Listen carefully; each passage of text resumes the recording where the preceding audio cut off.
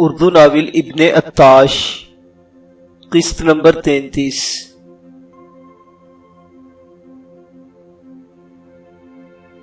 بالآخر کئی روز کی مسافت طے کر کے ایک روز کراختائیوں کا قافلہ نیشا پور کے مغربی مضافات میں آ پہنچا۔ کراختائی لاما نے شہر سے چند کلومیٹر باہر ہی پڑاؤ ڈالنے کا فیصلہ کیا۔ لائتس راستے پر طرح طرح کے ہیلوں بہانوں اور طریقوں سے کراختائی بدھوں کا ذہن بدلنے کی کوشش کرتا رہا،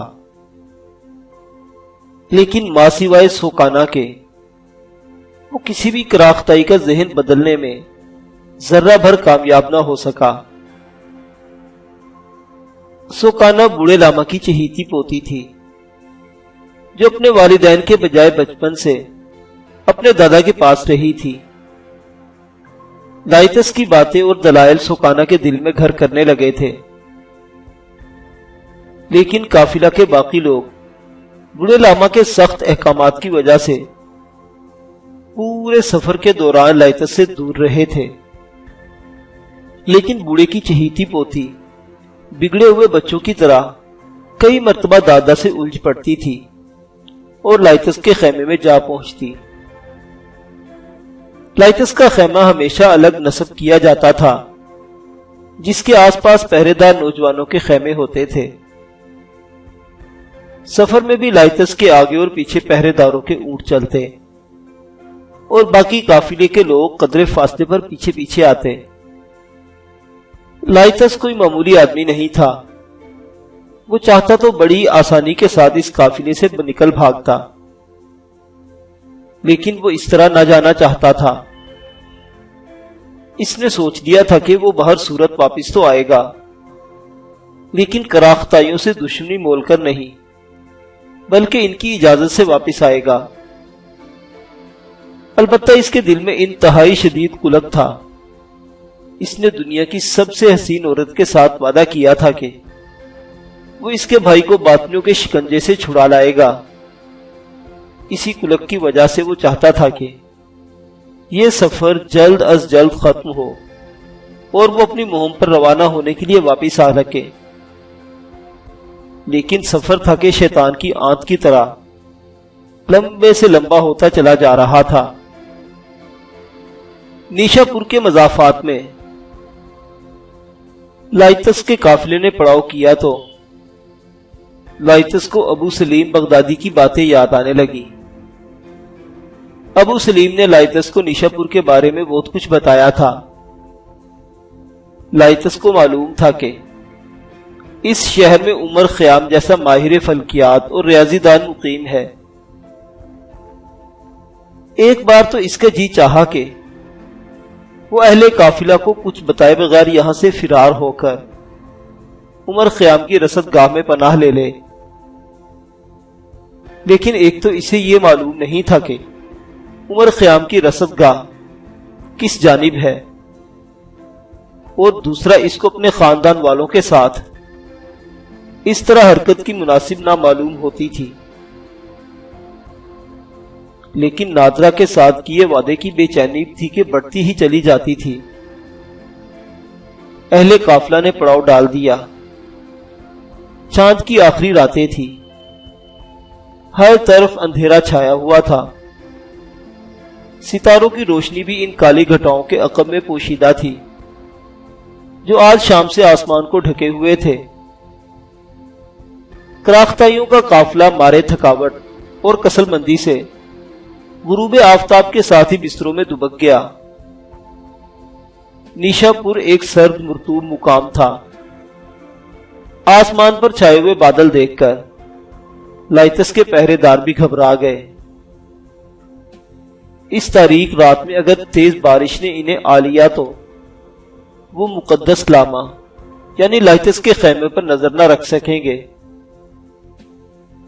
لیکن انہیں یک گونا اطمینان بھی تھا کہ اس درجہ یک بستہ رات میں اگر تیز بارش ہونے لگی تو ان کا مقدس لاما بھی فرار ہو کر کہیں نہ جا سکے گا۔ اور اس پر مستزاد یہ تھا کہ آج بڑے لاما نے خصوصی طور پر انہیں چوکس رہنے کے لیے بھی نہ کہا تھا۔ اور پھر وہی ہوا۔ رات کا پہلا پہر گزرا ہی تھا کہ کالی گھٹائیں یکایک زوروں سے برسنے لگی۔ لائتس اپنے خیمے میں تنے تنہا ایک چوبی تختے پر بچھے بستر پر بیٹھا موسلا دھار بارش کا شور سن رہا تھا۔ اس کے خیمے میں روشن مشل کا شعلہ بارش کے قطروں کی تھاپ پر رقص کرنے لگا۔ لائتس نہ جانے کن خیالوں میں کھویا خاموش بیٹھا تھا کہ اسے یوں لگا جیسے شدید بارش کے باوجود خیمے سے باہر کوئی ہے، لیکن اس نے پرواہ نہ کی۔ وہ جانتا تھا کہ بڑے لاما کے پہرے دار اس کی نگرانی کے لیے ہمہ وقت چوکس رہتے ہیں۔ یہی سوچ کر اس نے کندھے اچکائے اور پھر یکایک اصفہان کی شہزادی کے بارے میں سوچنے لگا۔ ابھی اس کے تصور میں اس یاقوت پیکر حسینہ کی شبیہ آئی ہی تھی کہ اچانک وہ حسینہ خود اس کے سامنے آ گئی۔ بارش کے پانی میں لت پت بھاری بھرکم لباس میں ملبوس نادرہ لائتس کے سامنے تھی، لیکن لائتس اپنی جگہ سے نہ ہلا۔ اس نے یہی سمجھا کہ یہ اس کا واہمہ ہے۔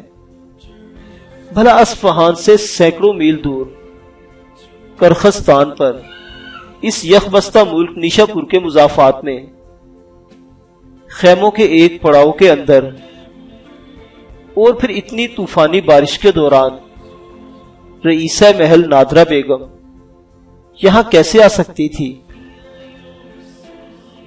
لیکن وہ اپنے واہمے کی وجہ سے بری طرح فکرمند ہو گیا۔ یہ کیسا واہمہ تھا کہ کئی بار پلکیں پٹپٹانے کے باوجود بھی نادرہ اس کے سامنے کھڑی تھی۔ یکایک اس نے اپنے دونوں ہاتھوں سے اپنی آنکھوں کو مسلنا شروع کر دیا، لیکن پھر بھی حسینہ اصفہان اس کے سامنے تھی۔ نادرہ کے جسم پر بھاری بھرکم چرمی لباس تھا، جس پر سے پانی پھسل پھسل کر قطرہ قطرہ خیمے کی مٹی پر گر رہا تھا۔ لائتس بوکھلا کر کھڑا ہو گیا، لیکن ابھی تک اس کی زبان گونگ تھی۔ وہ حیرت سے ماتھے پر شدید بل ڈالے نادرہ کے جسم سے ٹپ ٹپ گرتے پانی کے نتیجے میں گیلی ہونے والی خاک کو دیکھ رہا تھا۔ مان اسے محسوس ہوا جیسے اصفہان کی یہ جادوگر دوشیزہ شرارت سے مسکرائی ہو۔ اب اس کے لیے چپ رہنا ممکن نہیں تھا۔ یہ واہمہ تھا کہ حقیقت، لیکن اس نے بولنے کا فیصلہ کر لیا۔ اس نے ڈرتے ڈرتے پکارا، نادرہ تم؟ اب نادرہ کے ہونٹوں پر باقاعدہ مسکراہٹ پھیل گئی۔ یوں لگا جیسے یاقوت جگمگا اٹھا ہو۔ لائتس کی حالت قابل دید تھی۔ وہ زندگی میں پہلے کبھی اتنا حیران نہ ہوا تھا۔ اس کے دل کی دھڑکن بے پناہ تپسیاؤں کی وجہ سے ہمیشہ قابو میں رہتی تھی، لیکن آج اسے یوں لگا جیسے اس کا دل پگھل کر بہہ جائے گا۔ اس نے آج تک بہت خواب دیکھے تھے، لیکن ایسا عجیب خواب وہ پہلی مرتبہ دیکھ رہا تھا۔ نادرہ نے لائتس کو بے حد پریشان دیکھا تو اسے مزید تڑپانے کا فیصلہ ترک کر دیا۔ ایک لمحے کے لیے یکایک اس کا چہرہ انار کی طرح سرخ ہوا، اور اگلے لمحے وہ دوڑتی ہوئی آئی اور لائتس کے چوڑے چکلے سینے کے ساتھ دھپ سے آ لگی۔ اب لائتس کو یقین آ چکا تھا کہ اس کی رئیسہ دل نادرہ بیگم اس کی باہوں میں آ چکی ہے۔ اس کی حیرت اور پھٹی ہوئی آنکھیں وہیں کی وہیں تھی، لیکن نادرہ کو اپنی باہوں میں لینے کے بعد اس نے یوں اسے بھینچ لیا جیسے وہ زندگی میں پہلی اور آخری بار ملی ہو۔ وہ نادرہ کے ہاتھوں، شانوں اور سر کے والیانہ بوسے لینے لگا۔ باہر بارش برس رہی تھی۔ اندر لائتس جیسے مرد آہن کی آنکھیں برس پڑی۔ نادرا کے چہرے پر لائتس کے آنسو گرے تو اسے اپنے یک بستہ چہرے پر بارش کے ٹھنڈے قطروں کی بجائے دو موٹے موٹے گرم قطرے گرتے ہوئے محسوس کیے۔ نادرا نے تڑپ کر دیکھا اور پاگلوں کی طرح لائتس کے دونوں ہاتھ اپنے ہاتھوں میں لے کر چومنے لگی۔ اس کی آنکھیں تو نم تھی ہی۔ لائتس جیسے مرد آہن کو آنسو بہاتے دیکھ کر اسے یوں لگا جیسے کائنات کی سب سے قیمتی دولت بے مول اس کے ہاتھ آ لگی ہو۔ اس کے دل میں موجود سارے شکوک دور ہو گئے۔ لائتس اسے کتنا چاہتا تھا وہ جان گئی۔ اچانک لائتس کو خیال آیا کہ وہ دونوں کچھ نہیں بولے۔ وہ دونوں واقعی کافی دیر سے خاموش تھے۔ تب لائتس نے زبان کھولی، نادرا، تم رئیسہ محل نہیں، سچ مچ رئیسہ دل ہو۔ تم یہاں کیسے آ پہنچی؟ ارے ہاں، اتنی بارش اور سردی میں تم، ارے یہ کیا، تم تو بالکل برف کی طرح سرد ہو۔ لائتس نے تیزی سے نادرا کے ہاتھوں اور پھر رخساروں کو چھوتے ہوئے کہا۔ اس نے پھر کہا، چلو چلو یہاں بیٹھو۔ اس نے تیزی سے اپنا گرم اونی کمبل اٹھایا اور نادرا کو اس میں لپیٹ دیا۔ نادرا ابھی تک مسکرا رہی تھی۔ وہ پہلی بار بولی، لائتس، تم سب وعدے توڑ کر یہاں چلے آئے؟ لائتس تو جیسے کٹ کر رہ گیا۔ نہیں نہیں، ایسا مت کہو، میں کہاں جا سکتا تھا؟ میں تو کہیں بھی نہیں جا سکتا تھا۔ مجھے تمہارے پاس ہی آنا تھا۔ خدا کے لیے ایسا مت کہو۔ لائتس نے اپنی دونوں ہتھیلیوں میں نادرا کا جسم تھامتے ہوئے کہا۔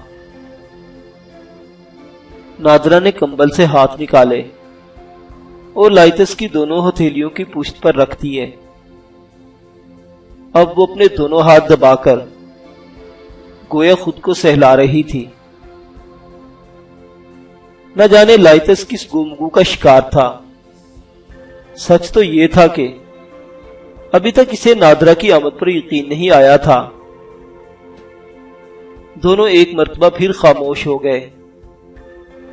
کچھ لمحے اسی طرح بیت گئے۔ پھر یکا یک نادرا کو کوئی خیال آیا اور اس نے چونکتے ہوئے کہا، لائتس، کیا تم ان لوگوں کے قیدی ہو یا اپنی مرضی سے ان لوگوں کے ساتھ جا رہے ہو؟ مجھے بتاؤ۔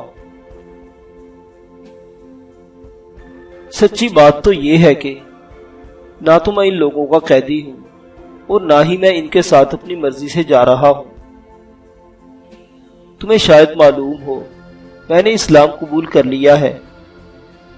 اب میں لائتس احمد ہوں۔ میں کیسے ان لوگوں کے ساتھ اپنی مرضی سے جا سکتا ہوں؟ میں تو مسلمانوں میں رہنا چاہتا ہوں، تمہارے ساتھ، جامعہ نظامیہ بغداد کے اساتذہ کے ساتھ، عمر خیام جیسے ماہر فلکیات کے ساتھ۔ میری تو دنیا ہی بدل گئی ہے نادرا۔ میں ان لوگوں کے ساتھ نہیں جانا چاہتا، لیکن میں مجبور ہوں، کیونکہ میں جانتا ہوں اگر میں ان کے ساتھ نہ گیا تو میرا باپ خودکشی کر لے گا۔ ہو سکتا ہے میرا پورا خاندان ہی خودکشی کر لے۔ میں ان لوگوں کے خیال میں بہت بڑا لاما ہوں، بہت مقدس ہوں۔ میں کیا کروں؟ تم مجھے بتاؤ، میں کیا کروں؟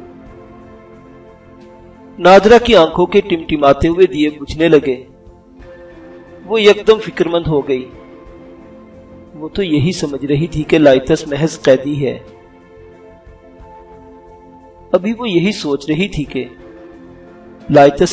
لائتس نے اس کے دونوں کندھے تھام لیے اور اس کی آنکھوں میں جھانکتے ہوئے انتہائی حیرت سے کہا، اف میرے خدا، میں کتنا بیوقوف ہوں، تم سے یہ تو پوچھا نہیں کہ تم یہاں تک کیسے آئی ہو؟ کیا تمہارے ساتھ کوئی اور بھی ہے؟ میرا مطلب ہے تمہارے سپاہی یا خدام۔ ہاں، میرے ہمراہ کچھ لوگ ہیں جو تمہارے پڑاؤ سے قدرے دور ایک ٹیلے کی اوٹ میں میرے منتظر ہیں۔ میں یہاں تمہاری آمد سے کئی روز پہلے پہنچ آئی تھی۔ میں یہاں عظیم فلکیات دان عمر خیام کے ہاں مقیم ہوں۔ نادرہ کی بات سن کر لائتس مارے اشتیاق کے بھوچنکا رہ گیا۔ کہنے لگا، کیا تم عمر خیام کے پاس مقیم ہو؟ بہت عجیب، بہت عجیب۔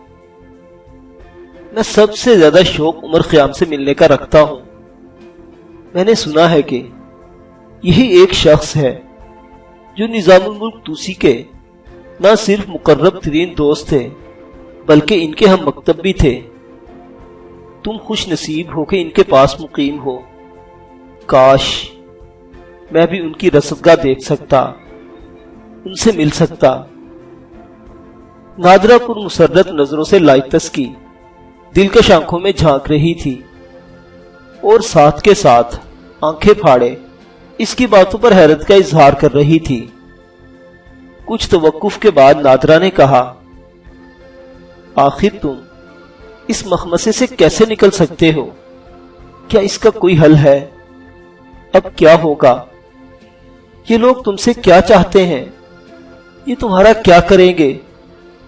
کیا اب تم ایک مذہبی پیشوا بن جاؤ گے؟ لائتس اس کے ہر سوال کو دکھی دل اور رنجیدہ نظروں سے سن رہا تھا۔ اس نے کسی تھکے ہوئے مسافر کی طرح پرکرب چہرہ بناتے ہوئے کہا، میں ان لوگوں کے ساتھ نہیں رہنا چاہتا۔ ایک صورت ہے کہ میں ان سے نجات پا سکوں۔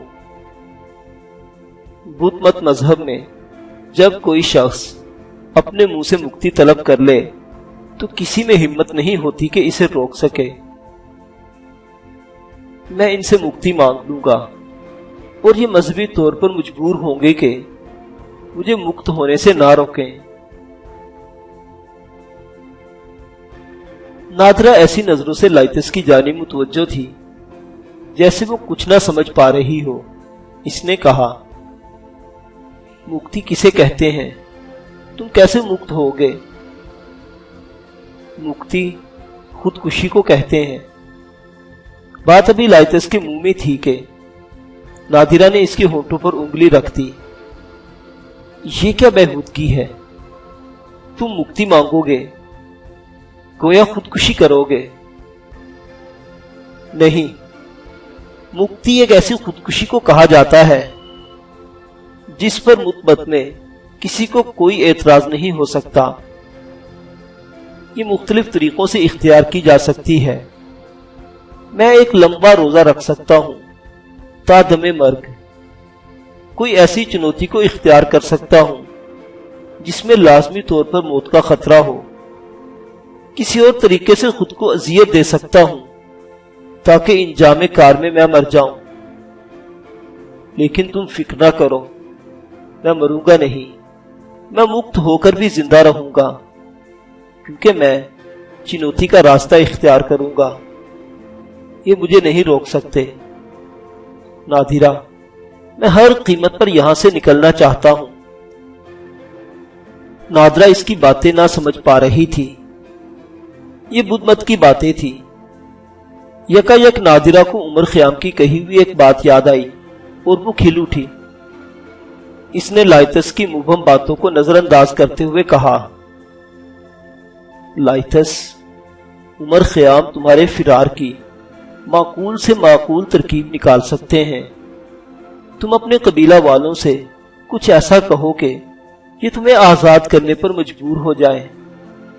تم فکر مت کرو، جس قسم کا انتظام درکار ہوگا میں کروں گی۔ اب نادرہ کی بات لائتس نہ سمجھ پایا۔ اسے یہ سب مبہم لگا۔ آخر نادرہ کیا کہنا چاہتی تھی؟ اس نے ماتھے پر شکنے ڈالنے والے نادرہ کی بات کو سمجھنا چاہا لیکن سمجھ نہ پایا۔ اس نے سوچا آخر وہ اپنے قبیلے والوں سے ایسا کیا کہے کہ وہ اسے چھوڑنے پر مجبور ہو جائیں۔ نادرہ کیا چاہتی تھی وہ پوری طرح سمجھ نہ پایا تھا۔ کچھ دیر دونوں ایک دوسرے کی جانب دیکھتے رہے اور پھر یکدم ہنس دیے۔ بارش ابھی تک جاری تھی۔ بارش کے شور کی وجہ سے ان کی باتوں کی آواز خیمے سے باہر نہ جا رہی تھی۔ یہی وجہ تھی کہ وہ قدرے کھل کر باتیں کر رہے تھے۔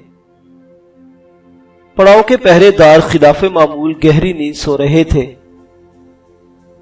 البتہ بڑا لاما اپنے خیمے میں دیا جلائے اس کے نزدیک بیٹھا کسی گہری سوچ میں گم تھا۔ نادرہ نے کچھ دیر بعد کہا، اچھا، کیا ایسا ممکن ہے کہ تم ایک رات یا کچھ وقت کے لیے عمر خیام کے پاس آ جاؤ؟ مجھے یقین ہے کہ ان کی ماورائی بصیرت اس بھیانک مشکل کا کوئی نہ کوئی آسان حل ضرور نکال لے گی۔ نادرہ پریشان تھی، جبکہ لائتس کے چہرے پر گہرے تفکر کے آثار تھے۔ وہ کچھ دیر سوچتا رہا، پھر کہنے لگا، ہاں ایسا ممکن ہے، مگر یہ صرف آج رات ہی ممکن ہے۔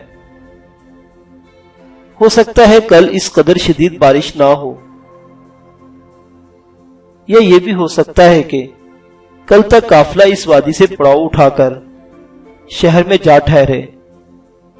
غالباً وہاں یہ لوگ کسی سرائے میں رہائش اختیار کریں گے۔ زیادہ سفر کے لیے میرا خیال ہے کہ ایک دو روز یہاں رکیں گے، پھر تازہ دم ہو کر دوبارہ چل نکلیں گے۔ اگر میں اور تم ابھی یہاں سے نکل چلیں اور صبح سے پہلے تک واپس آ جاؤں تو کسی کو کانوں کان خبر نہ ہوگی۔ نادرہ کی آنکھیں چمک اٹھی۔ وہ یک لخت اٹھ کر کھڑی ہوئی اور بولی، اگر ایسی بات ہے تو چلو، ہمارے پاس گھوڑے ہیں، ہم بہت جلد عمر خیام کی رہائش گاہ تک پہنچ سکتے ہیں۔ لائتس مزید کچھ سوچنے کے لیے وقت برباد نہ کر سکتا تھا۔ وہ چند ثانیے میں تیار ہوا اور پھر دونوں یکے بعد دیگرے تاریک اور طوفانی رات میں خیمے سے باہر نکلے۔ پہرے دار اپنے خیموں میں لیٹے میٹھی نیند سو رہے تھے۔ ویسے بھی کچھ روز سے پہرے داروں کو یقین ہو چلا تھا کہ اب ان کا لاما فرار ہونے والا نہیں۔ یہی وجہ تھی کہ وہ بے فکر تھے۔ بے فکر تو بڑا لاما بھی تھا، لیکن نہ جانے کیوں وہ اپنے خیمے میں بیٹھا دیے کی لو پر ہاتھ سینک رہا تھا۔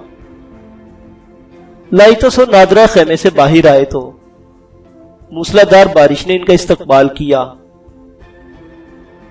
انتہائی احتیاط سے چلتے چلتے اچانک لائتس رک گیا۔ اس نے نادرہ کو اشارہ کیا تو وہ بھی رک گئی۔ تب لائتس نے نادرہ کے نزدیک ہو کر اس کے کان میں کوئی سرگوشی کی۔ نادرہ چند لمحے اس کی بات کو سنتی اور سر ہلاتی رہی۔ یہ لوگ ابھی تک اپنے خیمے ہی کی اوٹ میں کھڑے تھے۔ نادرہ نے جب سرگوشی میں کی جانے والی بات اچھی طرح سمجھ لی تو اس بات میں سر ہلاتے ہوئے تیزی کے ساتھ وہاں سے نکلی اور خیموں کے عقب میں دکھائی دینے والے اونچے ٹیلے کے پیچھے چھپ گئی۔ یہیں اس کے گھڑ سوار سپاہی اور عمر خیام کے ساتھی اس کے منتظر تھے۔ لائتس فوری طور پر اس کے ساتھ نہ آیا تھا۔ یہ ایک اونچے پہاڑی مقام کی بارش تھی، چنانچہ بجلی کی گرج چمک نہ تھی۔ جب سے بارش شروع ہوئی تھی ایک آدھ بار ہی بادل گرجے تھے۔ بارش یکدم رک بھی جاتی لیکن بہت تھوڑی دیر سے۔ ہوا زیادہ تیز نہ تھی۔ یہی وجہ تھی کہ خیمے محفوظ تھے اور سب لوگ آرام سے سو رہے تھے۔ لائتس بڑی احتیاط کے ساتھ چلتا ہوا اہل قبیلہ کے خیموں میں ایک بڑے خیمے کی جانب بڑھا۔ یہ بڑے لاما کا خیمہ تھا۔ نہ جانے کیوں لائتس کو یہ بیوقوفی سوجھی کہ وہ ان حالات میں لاما کے خیمے کی جانب بڑھ رہا تھا۔ وہ بے پناہ احتیاط سے پھونک پھونک کر قدم رکھتے ہوئے جب خیمے کے نزدیک پہنچا اور خیمے کی جھری میں آنکھ سے دیکھا، یہ دیکھ کر اس کا دل اچھل کر حلق میں آ گیا کہ بڑا لاما اپنے خیمے میں بھڑ بڑاتے دیے کے سامنے گمسم اور خاموش بیٹھا تھا۔ لیکن فوراً ہی لائتس نہ صرف سنبھل گیا بلکہ مارے خوشی کے بھولا نہ سمایا کہ جو کچھ سوچ کر وہ آیا تھا وہ سب سچ نکلا۔ سوکانا سچ مچ اپنے دادا کے خیمے میں نہ تھی۔ حالانکہ اس کے دل میں ایک خیال یہ بھی تھا کہ ہو سکتا ہے لاڈلی پوتی دادا کے خیمے میں ہی سوئی ہو، لیکن محض ایک بات سوچ کر وہ چل پڑا تھا، اگر سوکانا اپنے دادا کے خیمے میں مقیم ہوتی تو کبھی کبھار رات کے وقت اس کے خیمے میں نہ آ جایا کرتی۔ وہ کبھی کبھار اول شب لائتس کے ساتھ باتیں کرنے کے لیے اس کے پاس آ بیٹھا کرتی تھی۔ یہی سوچ کر لائتس نادرا کو ایک طرف روانہ کرنے کے بعد سوکانا سے ملنے چلا آیا۔ اب اسے یقین ہو گیا کہ سوکانا خواتین کے بڑے خیمے میں عورتوں کے ہمراہ سو رہی ہوگی۔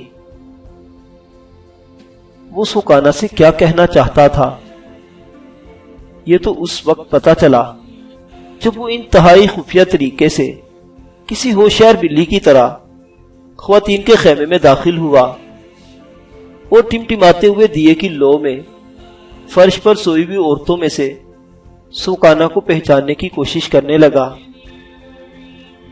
اس کی بہنیں بھی پاس ہی سو رہی تھی، لیکن اس نے بڑی احتیاط کے ساتھ نہ صرف سوکانا کو پہچانا بلکہ بھاری کمبل کے باوجود اس کے پیر کے انگوٹھے کو پکڑ کر زور زور سے ہلایا۔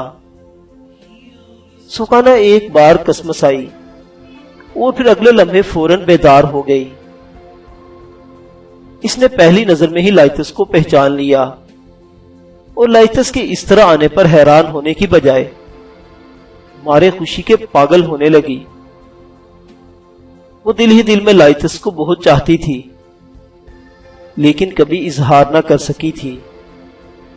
آج لائتس کا اس کے پاس اس طرح آنا اس کے لیے زندگی کی سب سے بڑی خوشخبری تھا۔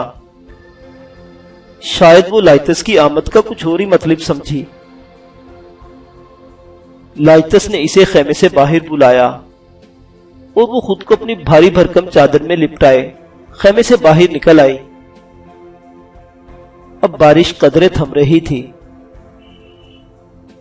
خیمے سے باہر پہنچتے ہی لائتس نے بڑی تیزی کے ساتھ کہا، سکانا مجھ پر ایک احسان کرو گی؟ میں وعدہ کرتا ہوں تمہیں دھوکہ نہیں دوں گا۔ تم خدا کے لیے آج رات میرے خیمے میں میرے بستر پر منہ سر لپیٹ کر سو جاؤ تاکہ تمہارے دادا اگر سوتے میں دیکھنے کے لیے آئیں تو مطمئن ہو کر چلے جائیں۔ میں رات ختم ہونے سے پہلے لوٹ آؤں گا۔ اب سکانا حیرت کے سمندر میں ڈوب گئی۔ اس نے تو کچھ اور ہی سوچا تھا لیکن لائتس تو کچھ اور چاہتا تھا۔ وہ حیرت سے لائتس کی جانب دیکھتے ہوئے بولی، لیکن تم جاؤ گے کہاں؟ اس طوفانی رات میں تمہیں کہیں نہیں جانا چاہیے۔ سکانا خدا کے لیے تم مجھ سے یہ سب مت پوچھو، بس میری بات مان لو، میں صبح سے پہلے پہلے لوٹ آؤں گا۔ سکانا نے پراشتیاق انداز میں آنکھیں پٹ پٹائیں اور پھر بہت اچھا کہتے ہوئے بڑی احتیاط کے ساتھ لائتس کے خیمے کی طرف بڑھ گئی۔ اب لائتس نے اپنے پیچھے انتظامات مکمل کر لیے تھے۔ کچھ ہی دیر بعد وہ چھپتا چھپاتا خود بھی اسی ٹیلے کے پیچھے پہنچ گیا جہاں نادرا اپنے ساتھیوں سمیت اس کی منتظر کھڑی تھی، اور پھر چند ثانیے بعد 8-10 घुड़सवारों का ये दस्ता टीले के अकब से निकलकर मशरिक की जानिब चल दिया, लेकिन लाइतस और नादरा को यह मालूम न हो सका कि दूर एक खूबसूरत खेमे में खड़ी बड़े लामा की लाडली पोती इन जाते हुए घोड़ों के हवेले देख रही थी।